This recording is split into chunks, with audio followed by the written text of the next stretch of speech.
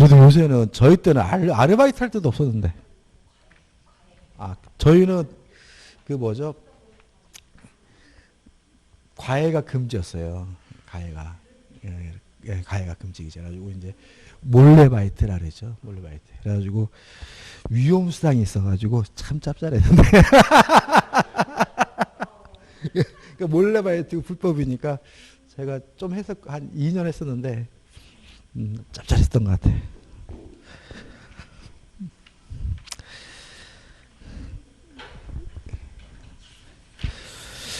자, 224페이지 유치권입니다. 1번 유치권자에게 인정되는 권리에 관한 설명으로 잘못된 것은 1번 일정한 경우에는 유치물을 사용할 수 있다. 자, 원칙적으로 사용할 수 없지만 채무자로부터 승낙이 있거나 보존에 필요한 사용은 가능하니까 일정한 경우에는 유치물을 사용할 수 있다. 5. 맞는 질문이죠. 2번 유치물의 과실을 수취하여 다른 채권보다 먼저 그 채권의 변제에 충당할 수 있다. 맞죠? 3번 정당한 이유가 있는 때에는 감정인의 평가에 의하여 유치물로 직접 변제에 충당할 것을 법원에 청구할 수 있고요. 이거 우리가 간이 변제 충당권이라고 합니다. 간이 변제 충당권이라고 하고요. 인정되는 거죠. 4번 유익비를 지출한 경우 그 가액의 증거가 현존한 경우 하나요. 소유자의 선택에 쫓아 그 지출한 금액이나 증가액의 상한을 청구할 수 있다. 맞아요. 유치권자에게도 필요비 유익비 상한 청구권이 있죠. 답은 5번입니다. 우선 변제권이 있다. X. 자, 이유는 뭡니까? 우선 변제권이 인정되려면 배당 순위가 주어지려면 경매로 인해서 소멸해야죠. 근데 유치권은 원칙적으로 뭐 되지 않습니까? 소멸되지 않고 따라서 배당 순위가 주어지지 않는다. 우선 변제권이 없고요. 답은 뭐죠? 5번이죠. 이거 민법상 유치권에 관한 설명으로 옳지 않은 것은 1번 유치권의 발생을 배제하는 특약을 하면 유치권은 성립하지 않는다. 5. 맞는 질문입니다. 그러니까 유치권은 법정담보물권이거든요. 다만 특약으로 뭐 할 수 있죠? 배제할 수 있죠. 2번 피담보 채권이 변제기에 있지 않으면 유치권은 성립하지 않는다. 맞죠? 유치권의 중요한 특징인데 변제기가 도래해야 성립하죠. 3번 유치권의 객체는 물건 및 유가증권. 물건이니까 부동산일 수도 있고 동산일 수도 있으니까 3번은 맞는 지문이고 4번 유치권자의 점유는 적법한 점유가 됩니다. 따라서 위법한 점유인 경우 유치권이 성립되지 않기 때문에 4번 불법 행위로 취득한 점유에 기해서는 유치권이 성립하지 않는다. 5. 맞는 질문이죠. 5번 유치권자가 유치물에 관하여 필요비를 지출한 때 청구할 수 있어요. 근데 문제는 그 가액이 현존한 경우에 한하여 상한을 청구할 수 있는 것은 필요비가 아니라 유익비이기 때문에 5번이 X고 5번이 답이죠. 뭐 특별한 건 없죠. 이제 3번 옳은 걸 찾는데 2번을 보시면 유치권자가 스스로 답은 1번이고요. 2번 유치물인 주택을 거주하여 사용하는 거 가능하거든요. 왜요? 보존에 필요한 사용으로 이해하거든요. 따라서 특별한 사정이 없는 한 유치물의 보존에 필요한 사용에 해당하지 않는다. X가 되는 거죠. 2번 X고. 자, 3번 유치권은 자는 반드시 점유해야 돼요. 직접 점유하든 간접 점유하든. 그죠? 다시 말하면 간접 점유하는 것도 점유하는 것이니까 유치권이 뭐 되진 않아요? 소멸되진 않죠. 따라서 3번 유치권자가 채무자의 승낙 없이 채무자 소유인 유치물을 타인에게 대여했어요. 그러면 빌려준 것이니까 직접 점유가 아니라 뭐죠? 간접 점유하고 있고 따라서 이로써 즉시 유치권을 소멸한다는 질문은 X죠. 물론 여기서 채무자의 승낙 없이 대여했다면 의무를 위반한 것이니까 소멸 청구할 수 있고 소멸 청구하면 유치권이 뭐죠? 소멸되겠죠. 다시 말하면 점유를 상실하는 것이 아니라 간접 점유하고 있는 것이니까 유치권이 즉시 소멸되지는 않아요. 다만 의무 위반을 이유로 소멸 청구하면 그때는 뭐 될 수 있어요? 소멸될 수는 있겠죠. 무슨 말 아시겠죠? 그죠? 따라서 즉시 유치권 소멸한다는 질문은 X가 되죠. 4번 유치권을 행사하더라도 채권의 소멸시효는 정상적으로 진행이 돼요. 따라서 유치권 행사는 피담보 채권의 소멸시효 중단 사유에 해당한다. X가 되고요. 5번 유치권자에게는 우선 변제권이 없죠. 배당 순위가 주어지지 않죠. 따라서 유치권에 의한 경매에서 유치권자는 일반 채권자보다 우선하여 배당을 받는다. 그죠? X가 되겠죠. 밑에 지금 뭐가 또 껴들었는 얘기죠. 경우에 한해 상관없이 이건 좀 지우셔야 되겠죠. 그죠? 왜 이게 껴들었죠? 뭔가 좀 잘못됐나 봐요. 아이고 죄송합니다. 4번입니다. 유치권에 대한 다음 설명 중 옳지 않은 것을 찾네요. 3번이 답이죠. 유치권 행사하더라도 채권의 소멸 시 정상적으로 진행이 되니까 3번 유치권자가 유치권 행사하고 있으면 피담보 채권의 소멸 시는 중단된다. X가 되는 거죠. 5번 문제 가장 잘못된 것을 찾는데 4번이 답이죠. 유치권은 부동산에 대해 성립하고 뭐만 하면 돼요? 점유만. 뭘 해야 되는 건 아니에요? 등기해야 되는 것은 아니니까 등기하에 효력이 생긴다. X가 되는 거죠. 6번 문제입니다. 유치권에 관해 틀린 것은 1번 유치권의 객체는 물건입니다. 따라서 동산일 수도 있고 부동산일 수도 있으니까 부동산은 제외된다. X고요. 답은 1번이죠. 나머지 것들은 뭐 특별한 건 없죠. 그 다음에 넘겨보시면 7번입니다.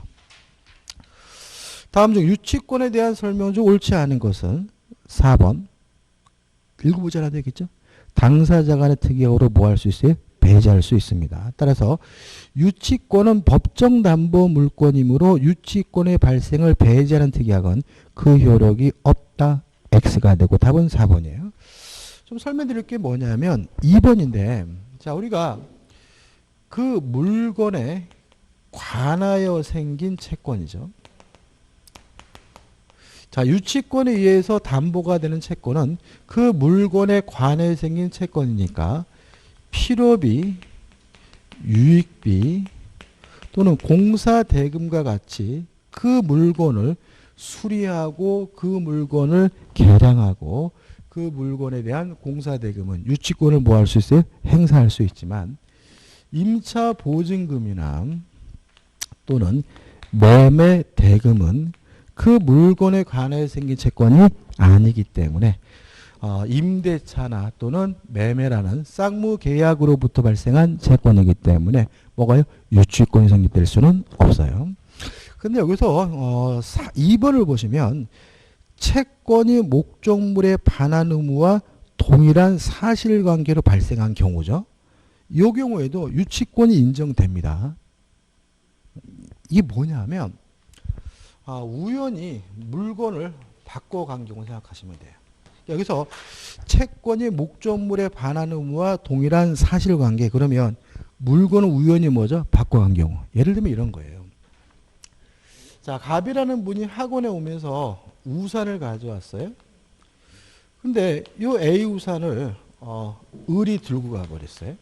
을이. 그래서 갑도 우산을 뒤져보니까 을 우산밖에 없어요. 그래서 을의 우산을 이제 갑이 뭐죠? 들고 간 거죠. 우연히 뭐죠? 물건을 맞바꿔 간 경우에요. 그럼 이제 어떤 일이 벌어지게 되냐면 서부 영화의 한 장면이 벌어들인 거죠. 둘이 딱 서가지고 너부터 줘 짜샤 그죠? 네가 안 주면 나도 우산 못 줘. 이러면 이게 뭐처럼 이해되냐면 동시이행 항변권처럼 이해되거든요. 근데 이거는 동시이행 항변권일 수는 없어요. 왜냐하면 동시이행 항변권은 쌍무계약이 있어야 돼. 그러니까 계약이 쌍무계약이 있어야지만 뭐가 인정돼요? 동시이행 항변권이 인정되는데 우연히 물건을 맞바꿔 간 경우에는 쌍방 간에 뭐가 없어요? 계약이 없어요. 그러면 우리 네가 안 주면 나도 못 주겠다라고 반환을 거부할 수 있는 권리가 뭐냐에 대해서 우리 통설과 판례는 뭐죠? 유치권이라고 이해하는 거죠. 그래서 우리가 동시이행 항변권이 인정되려면 쌍무계약이 있어야 되는데 동일한 사실관계 우연히 물건을 맞바꿔 간 경우에는 계약이 없기 때문에 동시이행 항변권이 아니라 뭐로 이해합니까? 유치권으로 이해하는 것이 통설과 판례 입장이기 때문에 3번은 맞는 질문이고 답이 될 수는 없죠. 그 다음에 3번 유치권자에게는 우선 변제권은 없으나 채무자가 파산한 경우에 별제권을 갖는다. 맞는데 일단 별제권이라는 거 이제 다 아시죠? 그죠? 별제권이 뭐라고요? 별도로 완제, 돈 다 달라고 요구할 수 있는 권리예요. 그러니까 이게 무슨 말이냐면 채무자가 파산했다는 말은 돈이 부족하다는 얘기잖아요. 그럼 채권자들은 안분 배분받기 때문에 돈을 다 못 받아요.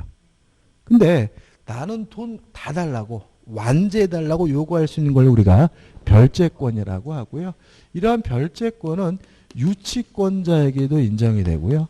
저당권자에게도 인정이 되고 전세권자에게도 인정이 됩니다. 그래서 보통 유치권자에게 별제권이 인정된다는 지문이 참 많이 나오는데 저당권자에게도 전세권자에게도 인정된다는 거 같이 기억해 두시기 바랍니다. 나머지 지문은 반복적이죠. 8번 문제입니다.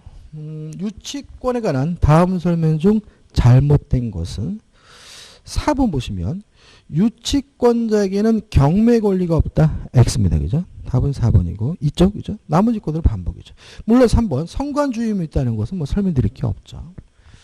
9번 문제 유치권에 관한 다음 설명 중 타당한 것은이죠. 자, 이런 건 어떨까요?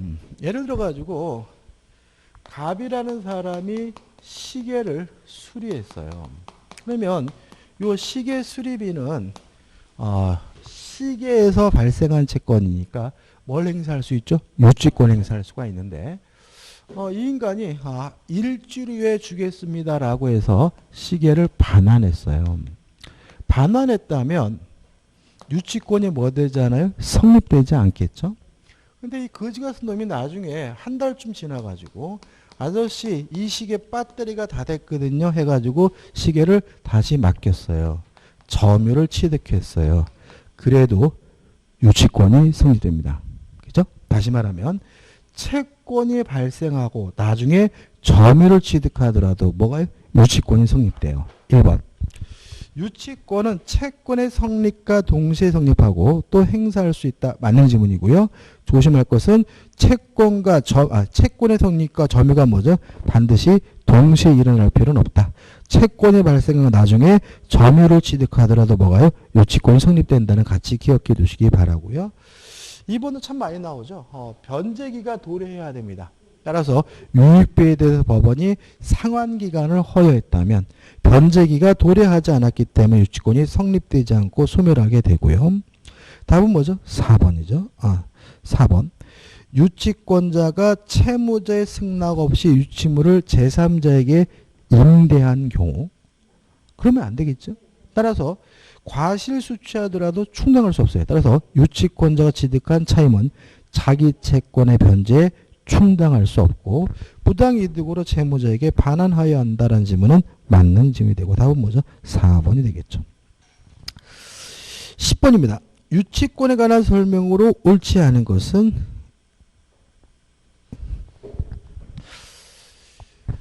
자, 유치권을 이유로 반환을 청구할 수는 없습니다. 왜냐하면 점유를 상실하게 되면 유치권은 무조건 뭐가 돼요? 소멸이 되니까요. 다만 유치권자에게 또 무엇도 있어요? 점유권도 있죠. 따라서 점유를 만약에 침탈당했다면 점유권을 이유로 뭐 할 수 있습니까? 반환을 청구할 수 있고 점유권을 이유로 반환 청구해서 반환을 받게 되면 유치권이 새롭게 뭐 하게 돼요? 부활하겠죠. 다시 말하면 점유를 상실한 순간 유치권이 뭐가 됐어요? 소멸됐다가 점유권을 이유로 유치 목적물을 반환받으면 요때 유치권이 뭐하게 돼요? 부활하게 되는 거고 요 사이에는 뭐가 없는 거죠? 유치권이 없는 겁니다. 따라서 2번 점유를 침탈당한 유치권자가 점유회소를 제기하면 유치권을 보유하는 것으로 간주된다. X죠. 그죠? 그러니까 점유회소를 제기해서 반환받으면 새롭게 유치권이 뭐예요? 부활하긴 하겠지만 점유를 상실하는 동안에 유치권이 뭐예요? 없는 것이기 때문에 답은 뭐죠? 2번이 되는 거죠. 그다음에 넘기셔가지고 적중 사례 문제죠. 유치권에 대해서는 최근에 문제가 좀 까다롭게 나오는 편이에요. 좀 사례 문제로 나오는데, 자 1번 보시죠. 갑은 X 건물이 임차한 을은 X 건물을 보존 개량하기 위해 병으로부터 건축자재를 외상으로 공급받아 수리를 완료했어요. 여기서 좀 생각해 볼 것은 뭐냐면, 지금 임차인 을은 수리를 했죠. 필요비 채권을 갖게 됐고, 그 다음에 건축자재를 외상으로 공급받았으니까 병은 을에 대해서 매매대금 채권을 갖게 된 거죠. 다시 말하면 병이 을에게 건축자재를 판 거잖아요. 따라서 이거는 매매대금인 것이지 공사대금 채권이 아님을 주의하시기 바랍니다. 그죠? 따라서 틀린 것을 찾는데 1번을 보시면 을이 병에게 외상대금을 지급하지 않으면 병은 X 건물에 대해 유치권을 행사할 수 있다. X. 왜냐하면 병이 갖는 채권은 공사대금 채권이 아니라 매매대금 채권이니까 유치권이 성립될 수가 없는 거죠. 나머지 것들 2번 을은 수리비에 대해서 유치권 행사할 수가 있고요.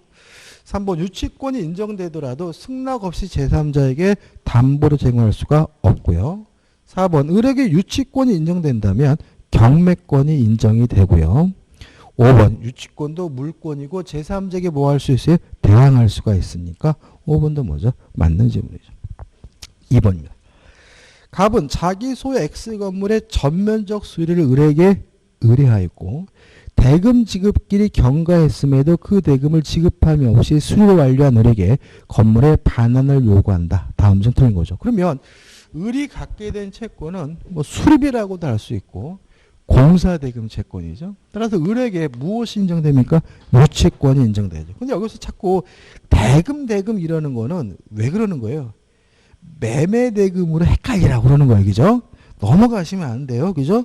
따라서 을에게 뭐가 유치권이 인정되는 것이니까 1번 유치할 수 있고 2번 경매할 수 있고 선관주의 의무를 부담하고 그 다음에 4번 을이 보존행위로 X건물을 사용하는 것은 정당한 거죠.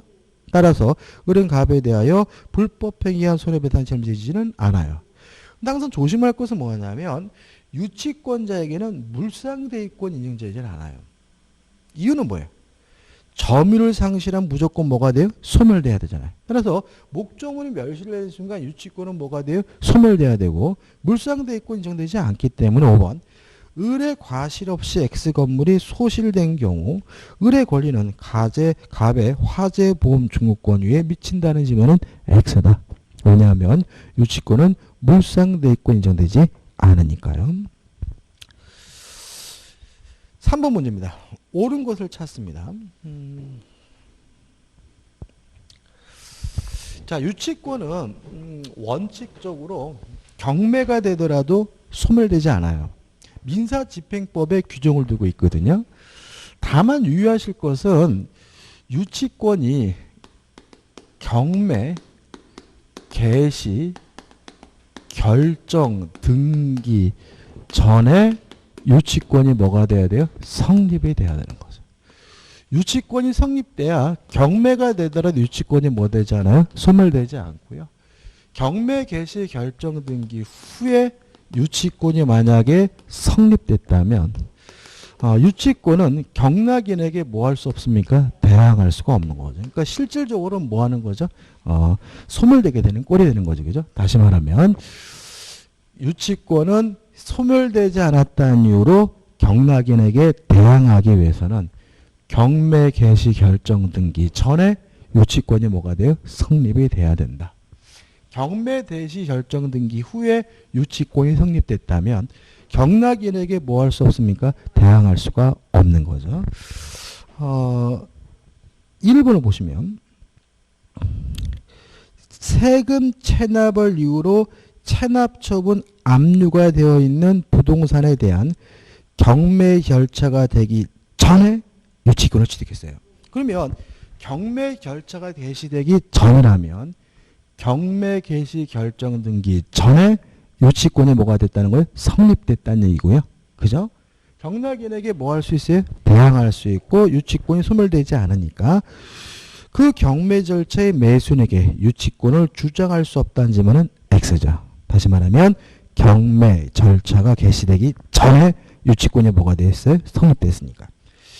2번 아직 변제기에 이르지 아니한 채권에 기해서는 유치권을 행사할 수 없다. 맞는 지문이고요. 5번 답은 2번이죠. 매도인이 중도금만 바꿔서 매수인에게 부동산의 소유권을 이전한 경우 매도인의 잔금 채권을 피담보 채권으로 하여 매수인에게 유치권 행사할 수 있다. X. 왜요? 매매대금 채권이니까요. 매매대금 채권에 대해서 뭐가요? 유치권이 성립될 수는 없는 거죠. 4번 부동산 근저당권에 기한 압류 효력이 발생한 후에요. 이것도 조심할 것은 뭐냐면 요 경매 개시 결정 등기가 이루어지게 되면 압류의 효력이 생기거든요. 그래서 같은 말이라 생각하시면 돼요. 그죠? 압류의 효력이 발생하기 전 경매 개시 결정 등기죠. 다시 말하면 채권자가 경매 개시 결정 등기라면 그 목적 부동산에 대해서 무슨 효력이 생겨요?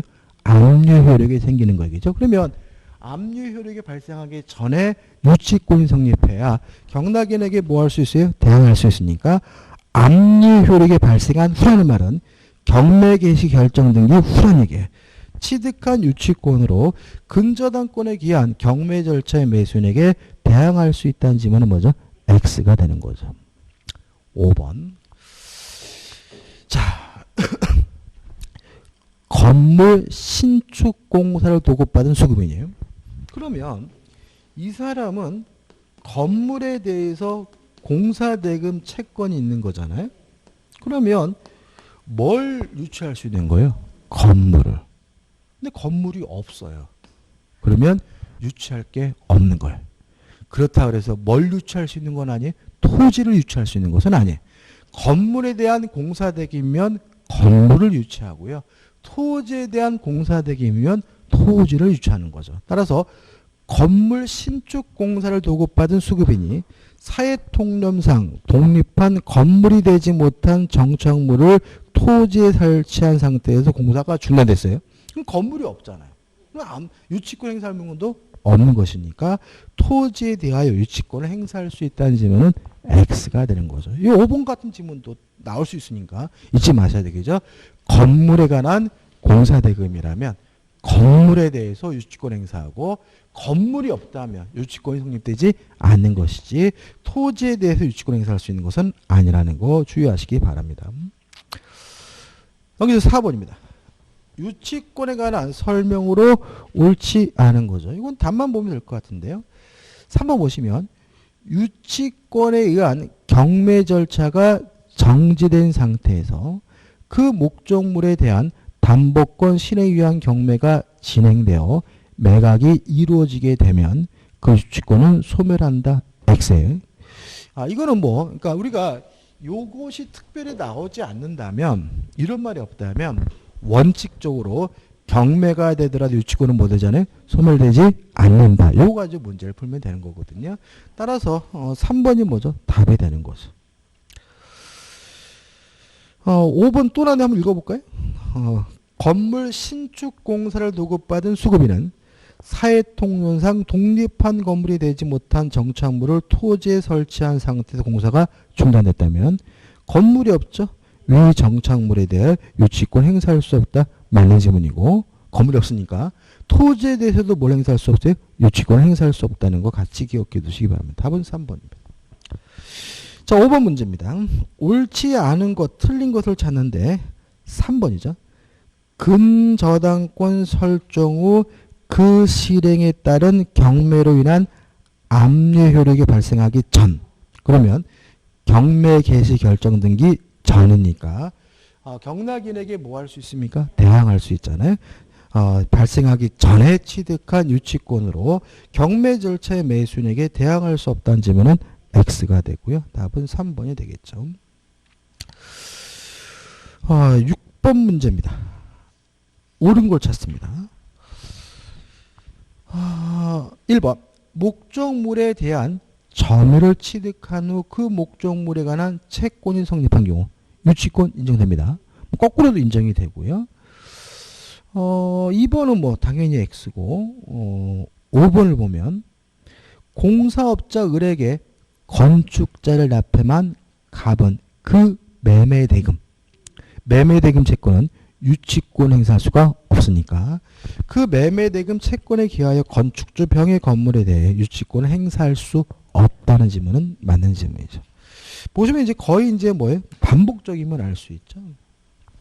넘겨셔가지고 7번입니다. 임차인이 임차물에 관한 유치권 행사하기 위하여 주장할 수 있는 피담보 채권을 모두 고른 거죠. 기억, 보증금 안 되죠? 그죠? 니은 권리금 안 돼. 저는 요새 이번에 막 주택 3부 막 개정되고 막 그랬잖아요. 그죠? 그런 거 다 폐지해버리고 그냥 보증금에 대해 유치권 인정해주면 돼요. 그냥 뭐 다른 거 없어 그냥. 그러니까 우리가 그 유치권 개념에서 목적물에 관해 생긴 채권 및 보증금에 관하여 이렇게 해버리면 모든 게 끝나고 뭐 그냥 그런 저는 이런 거 있잖아요. 그 시험과 상관이 없는데 예를 들어 가지고 뭐 임차인의 지위를 강화한대요. 그죠? 강화해. 이런 거를 함으로써 뭐 투기를 억제하고 주택의 가격을 안정화시킨대요. 투기 억제 되나요? 이런 거거든요. 예를 들어 가지고 만약에 예를 들어서 임차인의 지위가 좀 어려워요. 좀 열악해. 그러면 세를 놓기가 좀 힘들어지죠. 왜냐하면 세 들어가기보다는 아파트를 살려고 할 테니까. 근데 자꾸 임차인의 지위를 강화해주고 임차의 권익을 확대해주면은 어떻게 되냐면 세를 놓기가 쉬워져요. 그러면 투기하기가 쉬워지는 거 아닌가요? 예를 들어가지고 그잖아. 제가 예를 들어서 아파트를 한 채가 있어요. 근데 이거를 아파트 파는 건 쉽고 세를 주기가 어려우면 투기할 수 없잖아요. 근데 지금은 아파트 팔기는 어렵지만 전세 주기가 편해. 왜냐하면 세입자의 주의가 너무나 좋다 보니까 집 사는 것보다 뭐예요? 전세 들어가는 게 더 나아요. 그러면 저는 어떻게 해요? 아파트를 뭐예요? 전세를 주고 다른 데 가서 또 살 수 있는 거잖아. 그럼 이게 뭐가 되는 거예요? 투기가 되는 거 아닌가요? 다시 말하면 이게 세입자의 지위를 강화하는 것이 결국은 주택 가격을 안정화시키지 않아요.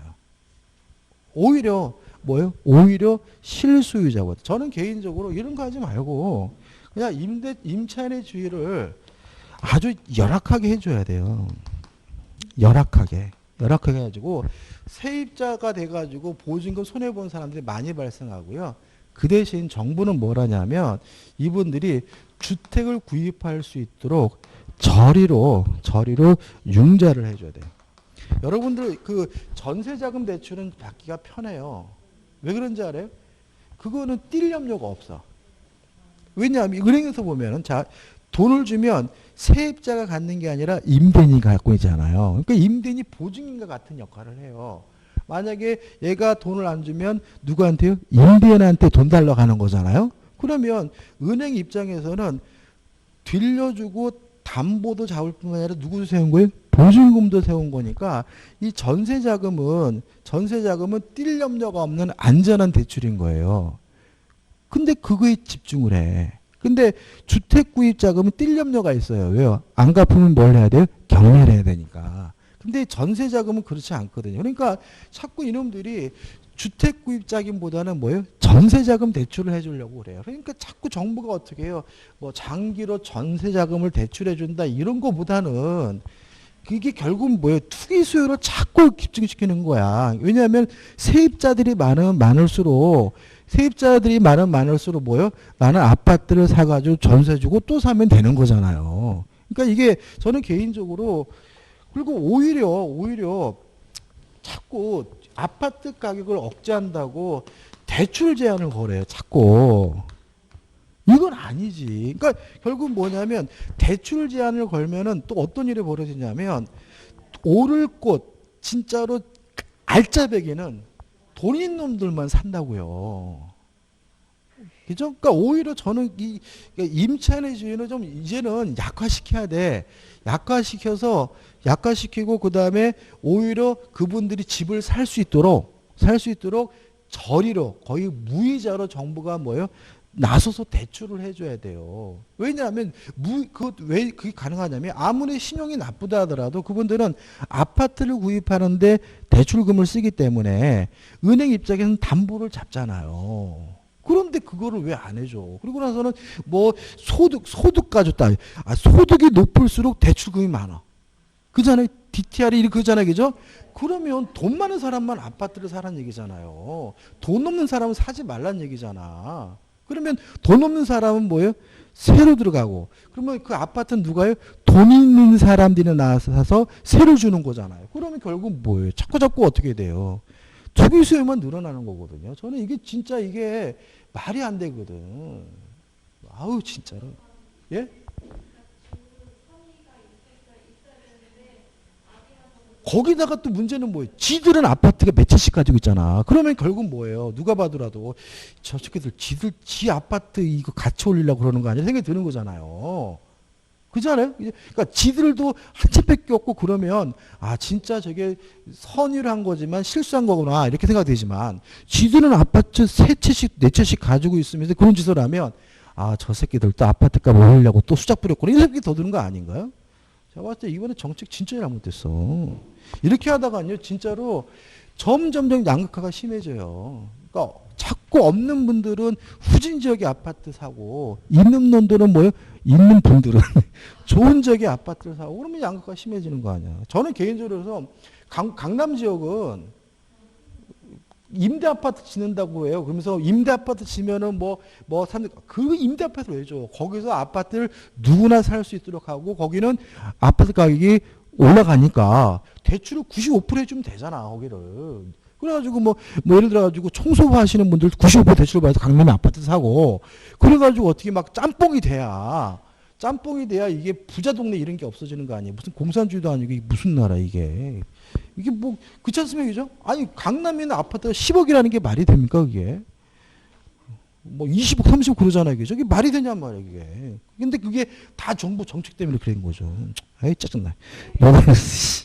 보증금 그러니까 이거 임대차 다 폐지해야 돼. 폐지해버리고 그냥 유치권 인정해버리고 그냥 끝난 거예요 그냥. 그리고 그냥 다 폐지해버리고 그다음에 이런 정책들이 다 양극화 심화하고 투기 소유 양성시키고 저도 이번에 경험했다니까.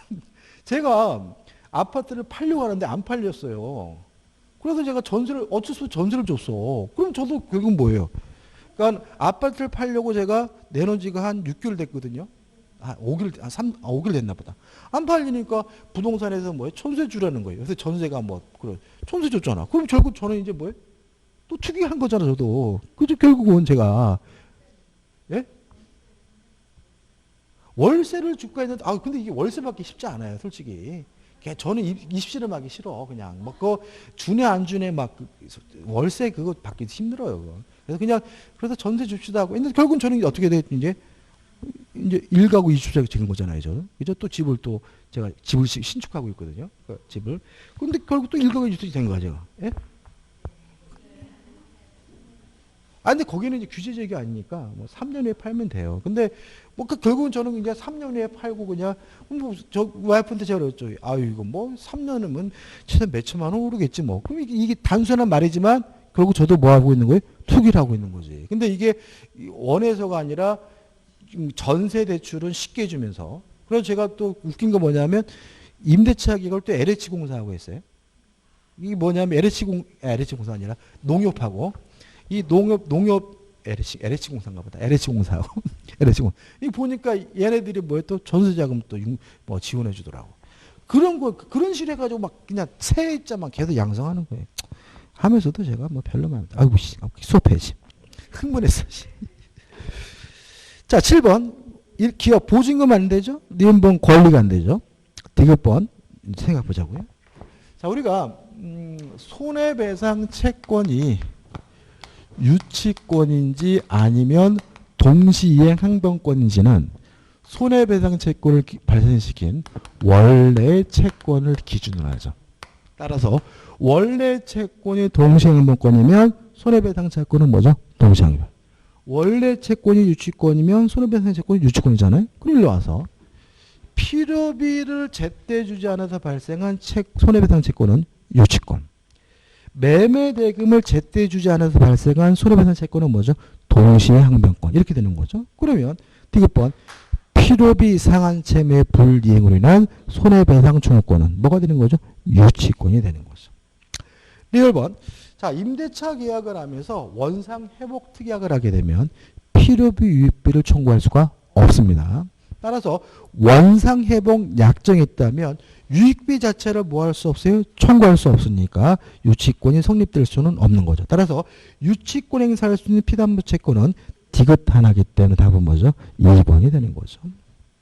8번 갑은 자신이 점유하고 있는 건물에 관하여 을을 상대로 유치권을 주장하고 있다. 다음 설명 틀린 것은 3번을 보시면 갑은 유치권의 행사를 위해 자신의 점유가 불법 폐기로 인한 것이 아님을 증명해야 한다. X죠. 이유는 뭐예요? 점유하고 있으면 그 권리의 적법이 추정이 되죠. 따라서 적극적으로 뭐 할 필요 없어요? 입증할 필요가 없으니까 답은 뭐죠? 3번이 됩니다. 그죠? 그 다음에 4번 조심하셔야 되는데 자 원래 유치권자가 간접 점유하고 있으면 유치권이 소멸되지는 않아요. 근데 직접 점유자가 채무자라면 유치권은 소멸됩니다.